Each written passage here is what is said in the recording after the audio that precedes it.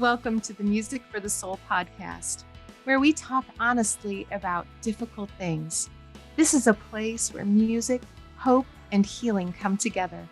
I'm Becky Nordquist. And I'm Steve Seiler. We are so happy today to have with us a multi-talented man. He's a great musician, great songwriter, arranger. He's got a voice as smooth as butter, literally. Like butter. So we are delighted to welcome Danny Mitchell. Welcome, Hey guys, Danny. Thank We're you. so glad to have you. I have to say, I always get so cheesy with these things, but you're like at the top of my guy vocalist faves. Oh, I that bet means you a lot didn't to know me. that. I No. did not, but I love to hear it. Now you know, and not just because we've gotten to work together, but because his stuff is out there, people find it. We'll be talking about that for sure. I'm going to start off. You've been working as the keyboard player and band leader for Miranda Lambert for like the last 4 years. And you were recently voted Touring Musician of the Year. How does somebody wind up being voted Touring Musician of the Year? What does that mean? Well, technically, I have to go to the awards ceremony and find out if I actually win it. Right now, I'm just a finalist, but I'll keep you posted on that. But it's a CMA thing, and I don't know exactly how the voting works, but basically, like I, as a member of the CMA, like we all get a ballot every year, and essentially there's a submission period, and if enough people write your name in, you get on the ballot, and apparently I got on the ballot. And I got must voted have done something enough. right out there. I must have played a good note or two. So CMA, for those who don't know, I believe is the Country Music Association. Yes, that sounds right. Maybe if you've been living under a rock, Steve. Goodness. Well, we Sorry. throw a lot of acronyms around, so I just want to make sure people know. We're big fans of country music up here. Well, at least in our house. So How did that job come about? Another kind of funny thing, like the universe, and especially in the music industry, works in mysterious ways. I had moved to Nashville in 2008 and just been kind of beating the streets for a decade. I think it was end of 2016 when I got the job, just as the keyboard player. I was the band leader in 2020. So late 2016, Miranda was kind of deciding she needed to make a change in her band.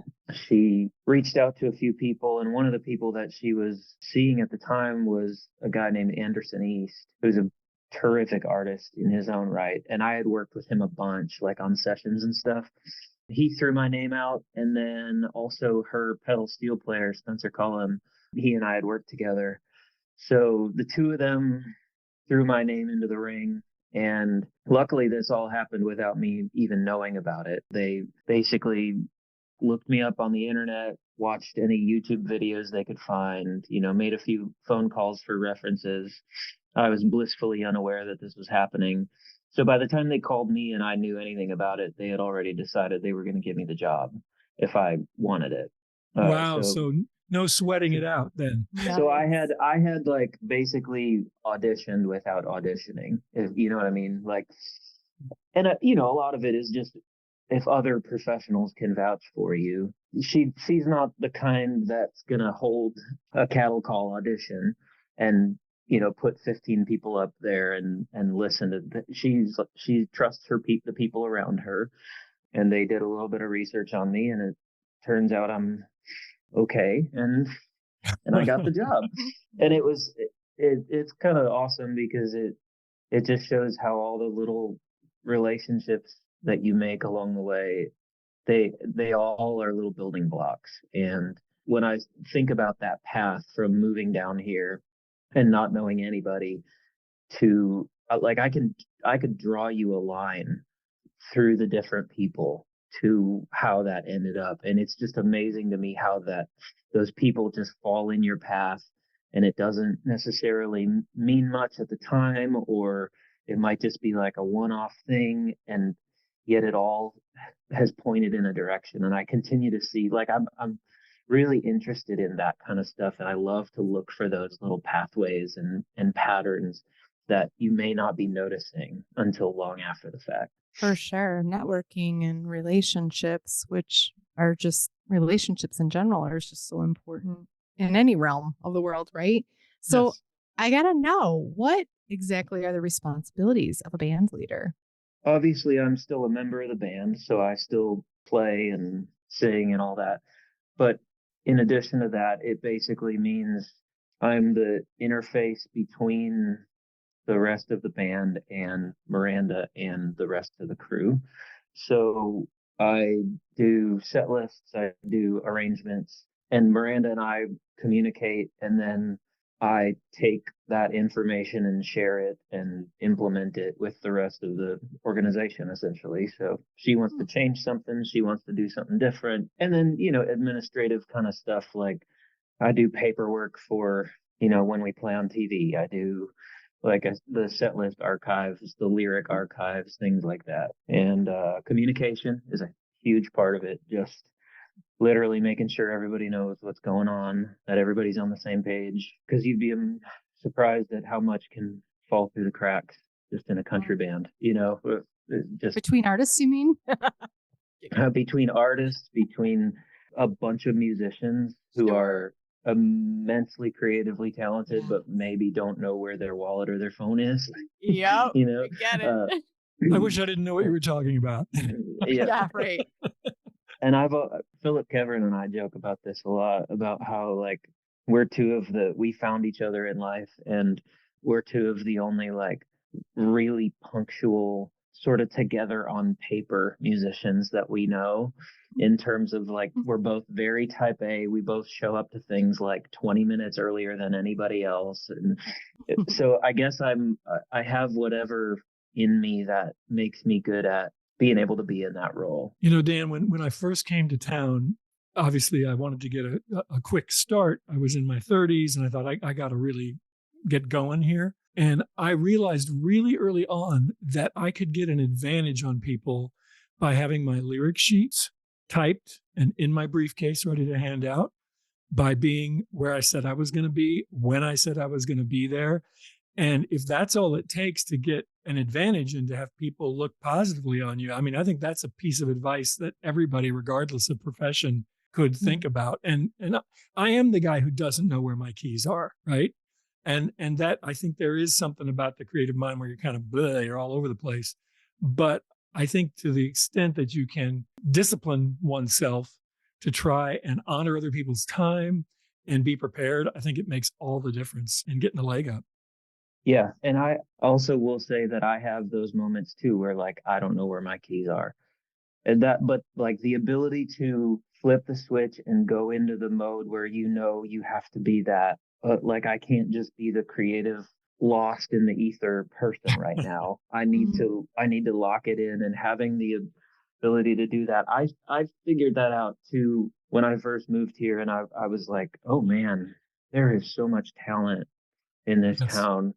And we all come from places where we may have been the big fish in the small pond, and then we're all of a sudden the tiny fish in the ocean. And so part of my development of that skill set was intentional, in that I was like, I've got to set myself apart somehow, because I'm never, I remember when I was little, my dad is a wonderful piano player and studied classical piano in college, and then went on to have a great career as a piano technician, a tuner, things like that. I always asked him, I was like, Dad, why don't you, because when I was a kid, he still played in bands and stuff. And I was like, why did you stop doing that? Why don't you play anymore?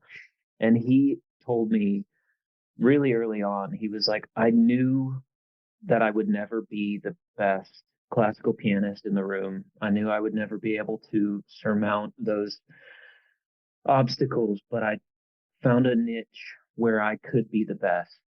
And he has a gift for repairing, revoicing, like doing things to pianos that you didn't think they needed to be done to it. He found his little pocket. And I remember being moved by that. I mean, I don't know that I wholeheartedly agree with it, in that I don't think you need to be the best at something to continue doing it. I wish he hadn't stopped altogether playing, but there is some really valuable advice in there, in that is, to me, was to set yourself apart somehow. So accepting that I got a late start at this piano thing. I'm never going to be as good or as fast or as loud or anything as any of these other people, but I can be the whole package. And that is something that I've really strived for. And to me, that comes down to being simple things like being on time, communicating.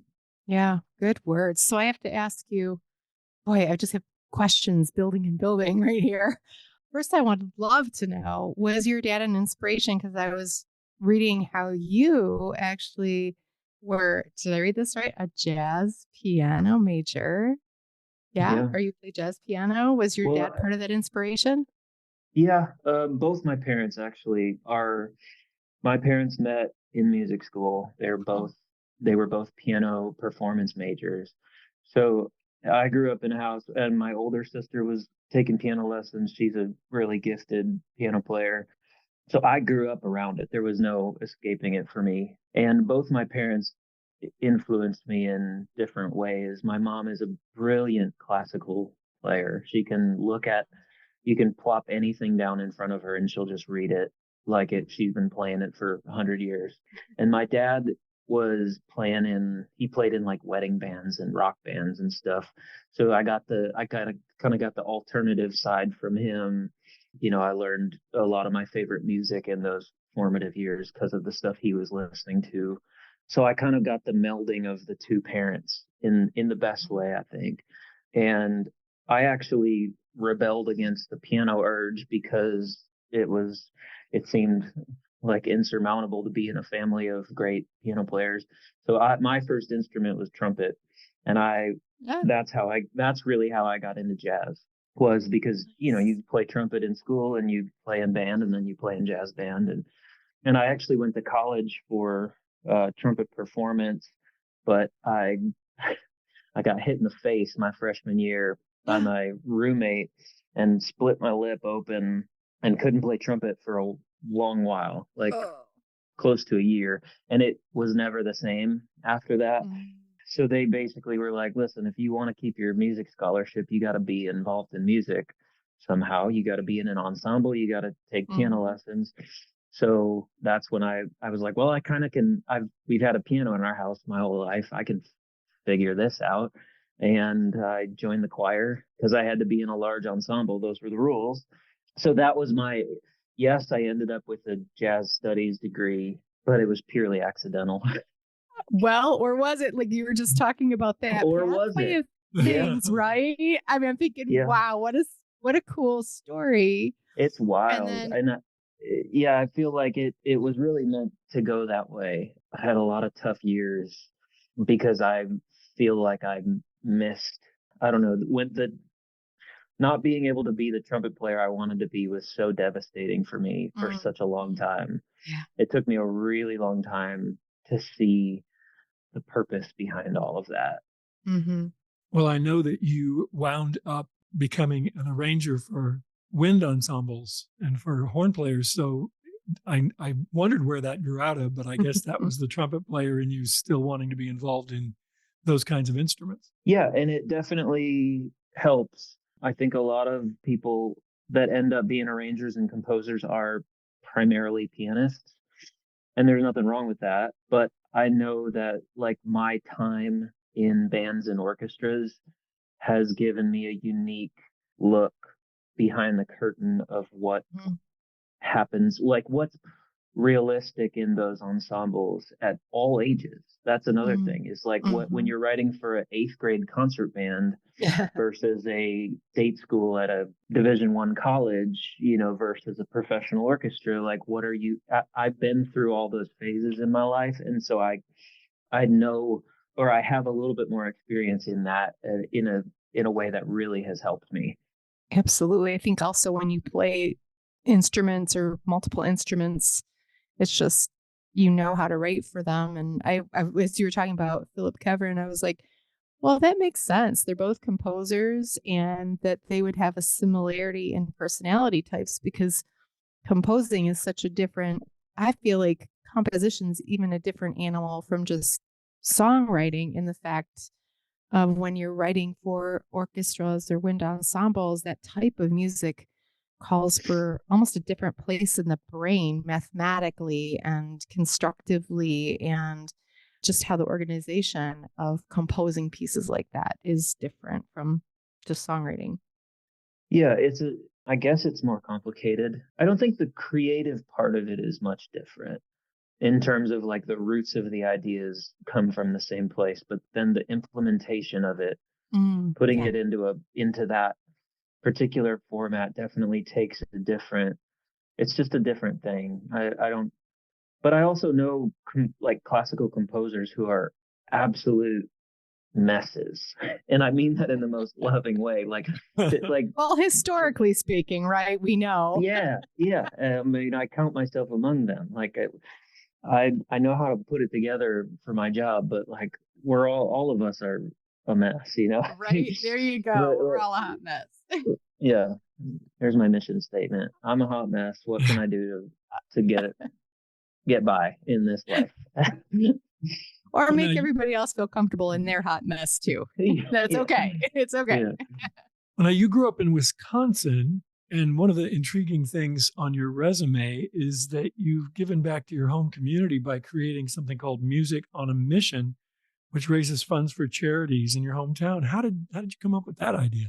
Well, when I was in college, another one of the requirements, or not requirements, but when I went through that phase when I wasn't playing trumpet anymore, I started getting involved with, I went from being a band guy to being this not piano player, but taking piano lessons and being in the choir. And they had a outreach thing with the choir that they would take one college student from each section, soprano, alto, tenor, bass, and they would sing with this church choir to kind of like bolster the church choir with some good young singers. They asked me to do that as the tenor. I'm not a tenor, but I can sing sort of tenor in a church choir. And I got involved with this little Presbyterian church in my hometown. And again, it's one of those things that it's like that was completely random, accidental, whatever you want to call it. And it grew into this relationship with the people in the church, with I mean, even at that point in my life, I wasn't really a spiritual, religious, I had none of that in my background. And here I was singing, which I wasn't a singer. I was singing in a choir in a church, music that I had no business knowing anything about. And here I was. And then they were like, "Oh, you play piano." So then I started subbing when the main pianist couldn't be there. I would play piano in church. And again, we're like this blossoming is happening over many years. So then, fast forward to me living in Nashville, and I come home for Christmas about every year. And I was like, I'd like to do a Christmas concert. So I reached out to this former church of mine, and I was like, what if we sell tickets and, we'll pay the band and we'll give the rest to, they have like they call it their community grants program. And essentially, if they get $5,000, their board accepts applications from charities in the community. So, of the $5,000 or whatever it is, $500 may go to Salvation Army, $250 may go to something else, so it, the money would all funnel into that. And it just started with that. Like, I want to do a Christmas concert, but I don't want to make money off of it. I think it would be fun. And I had a built-in partnership with the people there, and it grew. It became an annual thing. And yeah, we didn't get to do it this year because we were out in Vegas right up until Christmas with Miranda. So we didn't get to do it this year, but I'm hoping it'll continue. So, as I said, I am a fan of your music, but I had no idea that this occurred. So, I hear that in 2021, your piece, Dawning of a Soul, was performed by the National Wind Ensemble in New York City's Carnegie Hall. I can't even imagine, first of all, but I want to know, did you attend the performance? If you did, what was it like? Oh my goodness. Fill us in, Well, spill the tea. so this was actually the original performance of that piece was 2006. And so I wrote that in college. I had an amazing, so when my life kind of shifted when I first started college. I started getting into composition, and I had an amazing composition professor who started a yearly competition where composition students could write something, and he would have he would call in some favors to his friends around the country, and they would judge these, and the winner got their piece performed, which was a big thing because it's like you write music for that format, like how do you ever hear it? Like Right. Yeah. you write for an orchestra or a band, like you either have to assemble it all yourself, Mhm. and nowadays you can get by with programming stuff a little bit better, but back then there was Mhm. no. God, I'm really aging myself here, but way back in my It day. happens. But so I wrote a piece, and I won, and I got to my college performed my piece. And again, another funny thing, that a person in my life who became so important to me was my college band director, who sent it to his friend who was a amazing conductor at the University of Michigan. And he said, we want to do this with the National Wind Ensemble. And so we all flew to New York and went to Carnegie Hall, which is like Mecca for what you, at least what you think. Kind of like getting to say I play for Miranda Lambert. It's like I got to play at Carnegie Hall. Like it Yeah. Oh, means yeah. something to lay people in a way that Mhm. is really helpful, because you guys know this, like being musicians, the biggest thing that I combat in my own self-talk and from others is like, okay, you do music, but like what do you really do? Like what do you do for Yeah. money? You know, having something like a little feather in your cap that resonates with the average person who knows nothing about music, Mhm. and the words Carnegie Hall are that. So for me, it was a big step because I felt my journey into this was so windy and confusing and kind of full of ups and downs. I kind of felt like I was a fraud, and every day I still do, but like at that point in my life, to have something like that happen Mhm. was just enough to give me like something to sit on every time I needed to take a break and recalibrate and think about like, what am I doing here? Why am I here? Because I've done things that were, I mean, to put it completely honestly, like I've had far more profound experiences in my life than that moment at Carnegie Hall that nobody will ever know about, because they happened at an elementary school with a class of first grade music students. But there's something about having, it's a line item to me. I mean, the experience was so special. That piece is still so special to me because of the people that were involved in the making of it and that original performance at my college.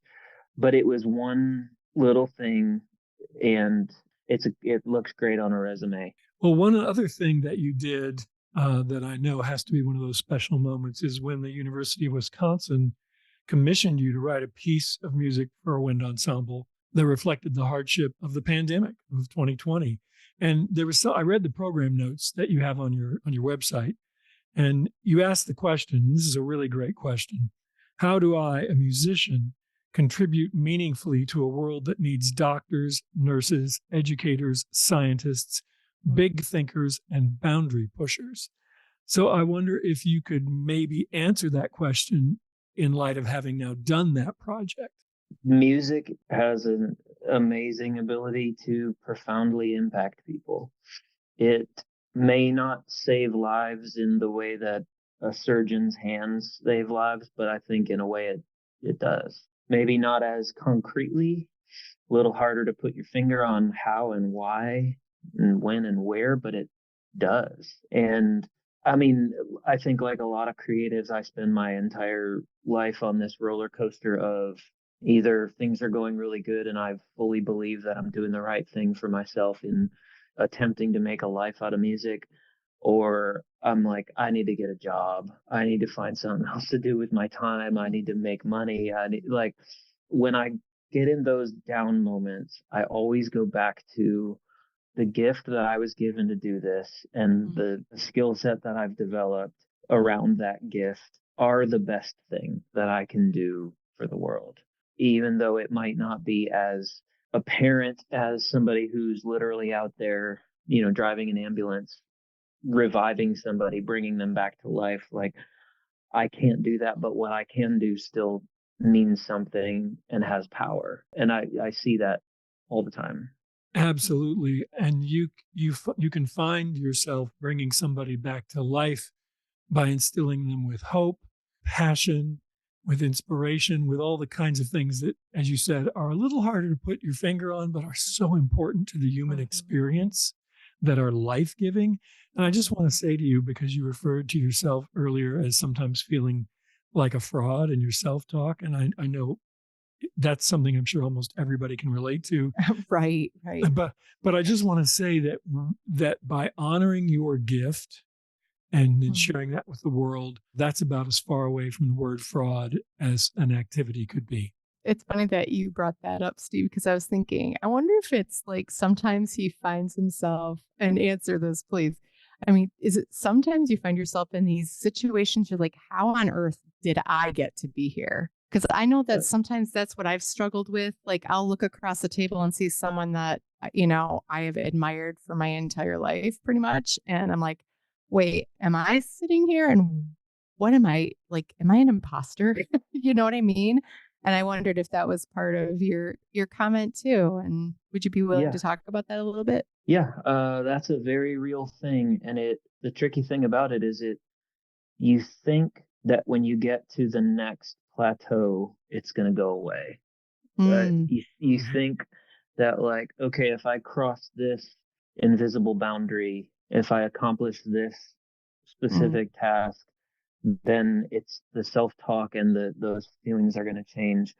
But all it does is recalibrate and give you something else to worry about. I know that sounds a little depressing, but to me, the freedom is in, like, being able to acknowledge that that's just the way we work. You see it with money all the time. Like, why you look at famous athletes who have, personally for me, more money than I would ever know what to do with. And they have reached this new plateau where that amount of money is not enough and you have to keep climbing. And to me, it's similar in that, because if you had asked, 16-year-old trumpet loving jazz band playing Danny Mitchell how this life that I'm living now would look, I'd be like, wow, that's awesome. You telling me that's my resume? I did those things. Right. I'd be like, that's really cool. I mean, I'm really proud of that person. But you ask current me that, I'm so quick to dismiss all of that stuff because it's in the past, and now I have other aspirations, and I don't think that's inherently a bad thing. I think part of that comes from just the drive to wanting to continue to do stuff and improve. Yeah. I think you just have to be careful to not let it derail you, or too often, musicians especially slip into depression or substance abuse, and because we're always chasing that next thing, and it's a lot easier to unfortunately get that next plateau, high, whatever you want to call, from a quick fix than it is to, like, do the work and figure out how to. I mean, I remember when I did the Carnegie Hall thing, I had this existential, like, well, now what? For a couple years, right? Like, because what follows that is nothing seemed to mean anything unless I could get back to Carnegie Hall or whatever's bigger than Carnegie Hall, And I remember my mentor at the time and dear friend of mine, he was like, you played Carnegie Hall. The next one might be the Carnegie Gymnasium at the Jefferson Elementary, like, right. He said that, but you look in those kids' eyes or whoever you're working with, and, like, they're no less important. Like, those experiences for them are no less important than the audience members that were at the Carnegie Hall thing. And man, is that a hard thing to really live and fully believe. Like, it's easy to put that on a quote board, but it's real hard to, like, let that sink in to the point where you genuinely go into those like small town experiences thinking this means just as much. But there's a lot of power if you can figure out how to do that, because it's just so freeing to look. Like I've got a few piano students here and there, and I've gotten so much joy out of that. Like, Mhm. and it doesn't matter to anything. It's not going to be on my resume. It's never going to mean anything to anybody but me and that person. But Mhm. it's so powerful. And so I really am trying. I've tried, honestly, since especially that Carnegie Hall moment, to figure out ways to just see the meaning in all of it instead of looking for the big highlight reel stuff. Some Such great observation. perfect, yeah, good words, good words. And I love where you're at with it, seeing the value in pouring into that piano student's life. I know that's part of my history is piano teaching, and I am still in contact with many of my students, and it's so much more than just the instrument, right? And music, Yeah. it's so much, Yeah. again, we're back to relationships, and you never know. And I got this visual when you were talking of this group of like elementary kids witnessing your talents and gifts and being inspired. And you never know who is sitting there, what it will look like for them 25 years into the future. Maybe someday they'll be standing there. Yeah, you know what? This incredible guy came and I was going through such a horrible time in my home, and he really inspired me. We don't often get to see the fruits of being faithful with our gifts, but you are doing just that, is being faithful with your gifts, and it's fruitful. And at Music for the Soul, we have certainly experienced your pouring out in multiple ways. So I have to ask, how did you guys meet and how did you connect with Music for the Soul? So going into when I first moved here, going back to what I said about being able to, we were talking about tracing a line back through people. The reason I decided to move to Nashville was because of Philip Keverin. He was the one person I knew, and I didn't even know him. I just got connected with him through someone that said, if you ever move to Nashville, look this guy up. And I can trace pretty much everybody. I mean, literally everybody, because he was the only one. But that's where my Nashville family tree started, was at Philip Keverin's house. And he introduced me to his close people and basically said, because I didn't have a job, I didn't know what I was doing. He said, if I ever have if you're good at music preparation, finale, things like that, and you need extra cash, like I'm writing a lot, I'll throw some work at you. And I ended up being a copyist for him I still do sometimes. He sends me stuff to this day. So I started working with him. And I believe that's probably the first thing I did for you, Steve, was on one of those that I had done the music prep for something Philip wrote on one of your sessions. That's correct. I know you did the Mercy Great Enough project, but that wasn't until 2016. So I think you did something before that as well. It might have been Dignity. For those who don't know what a copyist is, the music prep, that's exactly what it is. It's getting the sheet music ready for the musicians to play. So, the arranger may send you an entire score on the computer, and you're going to create the actual individual parts for people. Yeah, honestly, that's still some of my favorite work because it's really informative to get to look at another composer's work at a really microscopic level like that. And I think is it osmosis? I osmosed a lot from Philip's work in those early years where I had pages and pages of his writing going in front of me. And, a lot of it I was really looking at, but even the stuff I wasn't, I was like absorbing so much from him. And the copyist job is like the accounting job of music. It's like, it's very type A. You have to be very organized, and it really like feeds that side of my brain that I need in my life. I'm not one of the creatives that just thrives on the creative stuff. I have to have that other organized part of my life. And it was perfect for me in that. And it also helped me develop a really tight relationship with Philip, who's been still one of my dearest friends in this town and anywhere. I love that you found a way to make osmosis a verb. That was impressive. Nobody Google that, and nobody tell me that how wrong that is, because I already know it. Yeah, well, it's called creative free licensing. You Yes. have it. Well, we met through that, but we moved on to that buttery singing voice that we talked about earlier. Mm. And that's how you and Becky met when we Yeah. invited you to do the duet with her on Before We Said Hello. And I know that one's particularly meaningful to you. Can you share why? Well, it's funny that that's where, Steve, we've known each other for over a decade now. Yes. And it's funny that was where our actual musical relationship came into being on that song. It's so wild to me. Speaking of just things working out the way they should. Mm.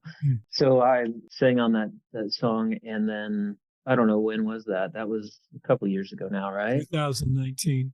Yeah, God. Okay, so 5 years ago now, but recently, last April, my wife had a miscarriage. And so all of a sudden it was like, oh, that song I sang on, wow, that means something way different to me now. I mean, at the time, it's like, this is a beautiful song, beautiful message. But without having experienced it firsthand, it doesn't mean as much to somebody like me who had never, I wasn't at that phase in my life. And then all of a sudden, here's the song I sang on 3-4 years later that, like, all of a sudden means a whole new thing to me. And just amazingly profound. Steve, I've always immensely respected what you do with your organization, and that project obviously is no different than it meant so much to us. And honestly, the other thing that I didn't mention was I've struggled when I was younger, and still to this day, with eating issues, the eating disorder issues. And Philip shared that project with me a while back because he was close and I lived with him for a while, and he knew that I had struggled with that. And I think that was the first project of yours that I actually was gifted by Philip back. I don't Yes. know if you remember what year that was. I remember you and I having coffee and talking about that, about Yeah. the Tell Me What You See project. And Yeah. Yes, I remember that.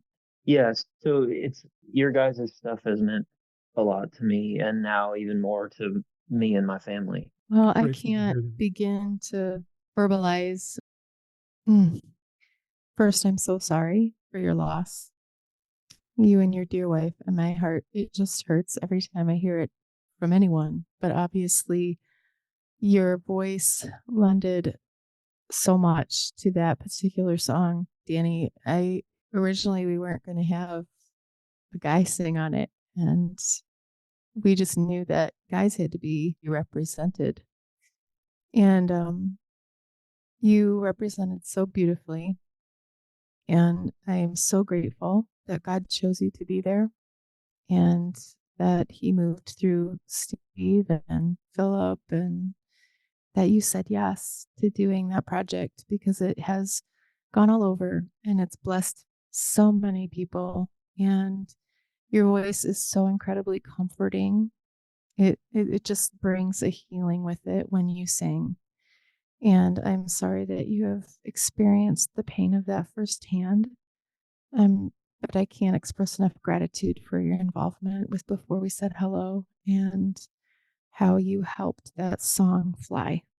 Well, that means a lot to me, and I mean, I'm very thankful that I was considered to be on it, and that I got to be on it. And I have, like I was saying earlier, like you never know what any of these things, whether it's a musical experience or just a conversation with somebody, where any of these things are going to go or what they're going to mean to somebody else. And that was another example of that. Like at the time, I was going to sing a vocal on a track, and you never could have told me like that the full circle that it would have come, and then also like that it goes out into the world and affects other people that I don't even know. That's wild to me. I still am just so blown away by that concept. That, I mean, even you, Becky, like saying that you're a fan of what I do and that you have listened to other stuff of mine, that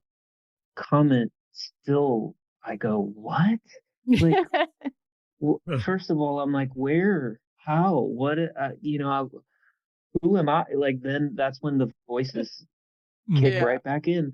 But it's further proof that, like, I firmly believe I was put here to do creative things, and whether it's a one person or 100 people or 10,000 people, that it affects, like it all matters. And I'm seeing that more and more now that I have gotten to a place in my career where I'm working with a big artist and we're in front of a lot of people, and I still feel like my most important work is the stuff I do behind the scenes, in the shadows, for less people, for, I love my job. Don't get me wrong. Like, I love it so much. I love my boss.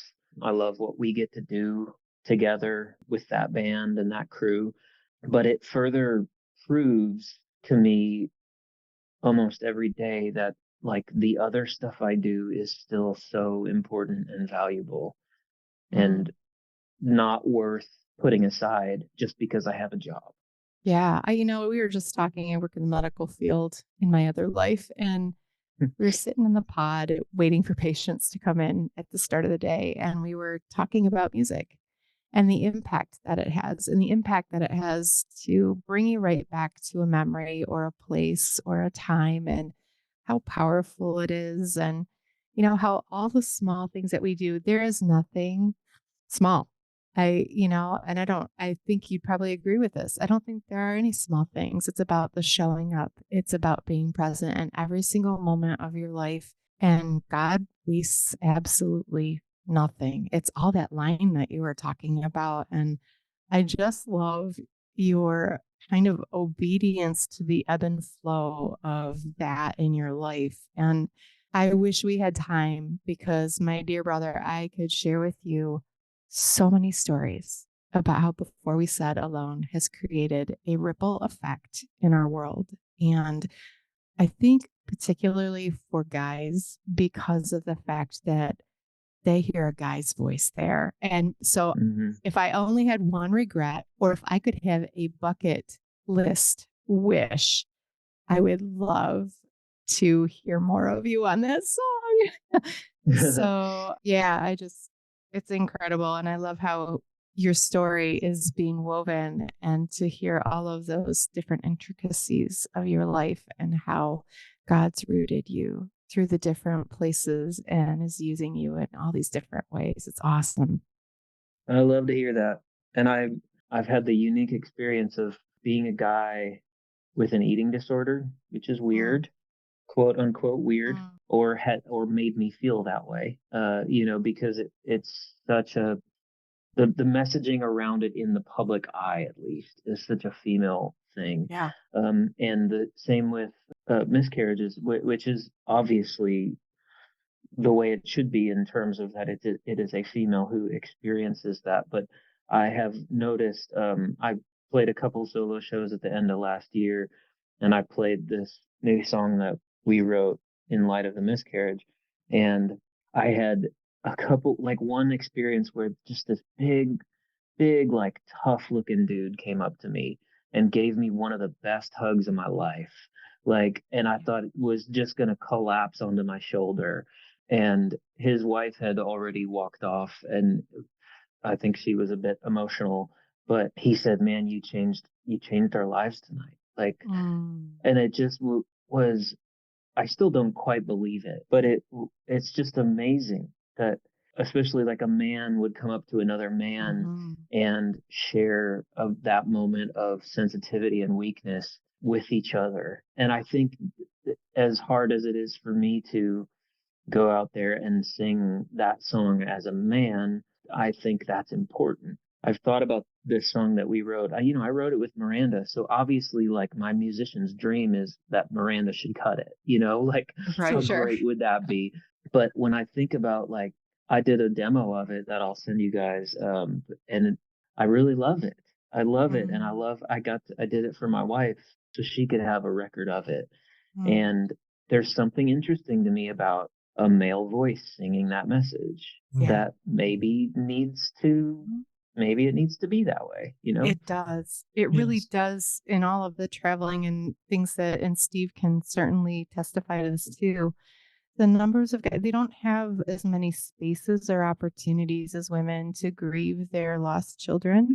And I think, I know Dave, my husband Dave, when he's gone with me to different events, the guys will flock to him to talk and share their stories. And when I taught at Gloria Gaither's songwriting intensive, the male attendees, it was incredible. The numbers of men that really just needed a space, and for a guy to have another guy, that's just healing right there. And like I said, and there's probably 10 that you didn't get to experience, at least that felt the same way he did. And it's all because you're being faithful with the gift you've been given. And I cannot wait to hear that song. And so that was just great.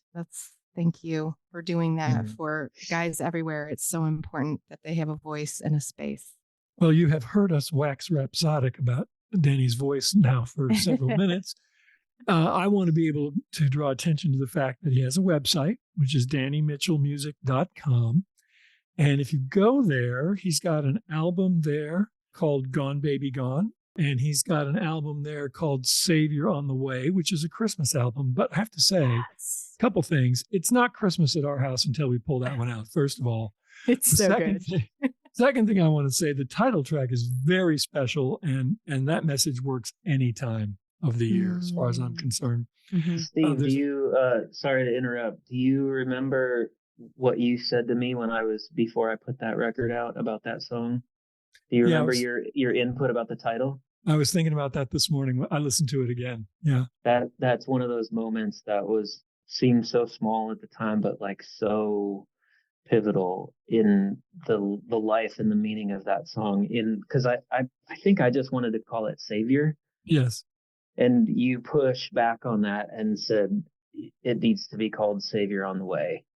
Like the title needs to be that. And that was, I still, every time I either see one of those records in my house or sell one or play that song, or I think of that experience and how meaningful that was. I'm grateful that I had the opportunity to speak into that, because it's just an absolutely wonderful song. So definitely go to Danny's website and check out his voice on all those projects. And we'll be looking forward to whatever you sing next. And I know that you're contemplating doing that. So Becky and I, at the very least, want to encourage you to move beyond contemplation and actually record some new songs with your vocals. Please. Oh, please. Okay. Oh, please. I don't even care if you want to send it to me on a voice recorder through the phone. Even Dave likes your voice. I mean, we're pretty picky with our vocalists. I'm just saying. It'll be real low budget. I'll send it just directly to the source. It's all good. It's all good. We don't care. Well, it's been so amazing having you on today and to get to chat with you. It's been way too long since I've spoken with you, and I never have gotten to really thank you. And I'm so grateful for the opportunity to just say I feel so incredibly blessed that you were part of Before We Said Hello, which has been a huge life-changing thing for me, and so grateful for all that you are doing in all corners of the world. And I am praying for you and your beautiful Cameron and your little baby on the way, and just praying for you guys and excited to hear what's happening next in your world. And so thank you for being with us today, Danny. Well, I'm honored to be a part of everything I've done with you guys. It's all been super special. And Steve, I'm so lucky to have crossed paths with you and continue to get to work with you and be in community with you. It's just been, y'all have been a special part of my life. I'm honored to be a part of this. Thank you, Dan. The feeling's mutual. If you enjoyed the discussion today, please share it with a friend and give us a positive review on iTunes. And please visit our website, musicforthesoul.org, where you can stream or download every song in our catalog, including Before We Said Hello. Read our lyrics, our healing music guide, our blog posts, and much more. We'll go out on Before We Said Hello today. Thank you so much for listening. God bless.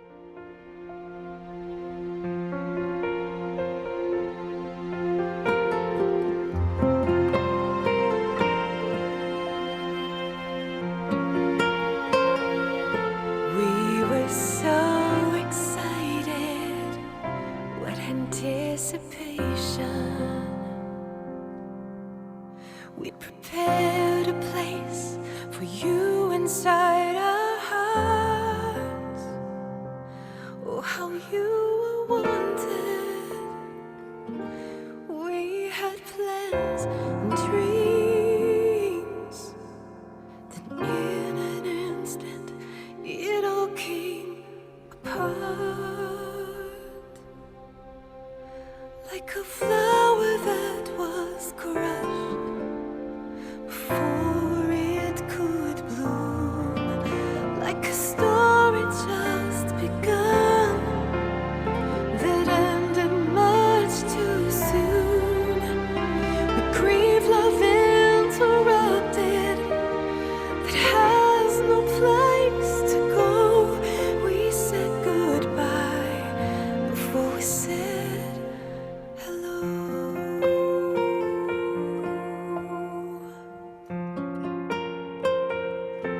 They say you're in heaven, and someday I'll see you. But that doesn't fill the ache I'm feeling now.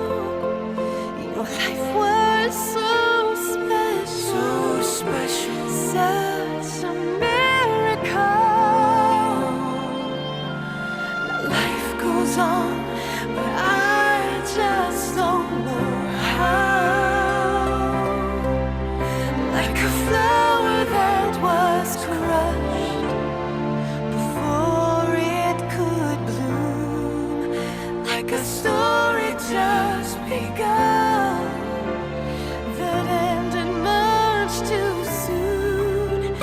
We grieve the child who's living in our hearts, but not our home. We said goodbye before we said hello. You are my angel, and we'll never be apart. I may not hold you in my arms, but I still hold you in my heart. Like a flower that was crushed before it could bloom, like a story just begun that ended much too soon. We grieve the hopes cut short, the memories we'll never know. Why? Tell me why? Why did we have to say goodbye before we said hello?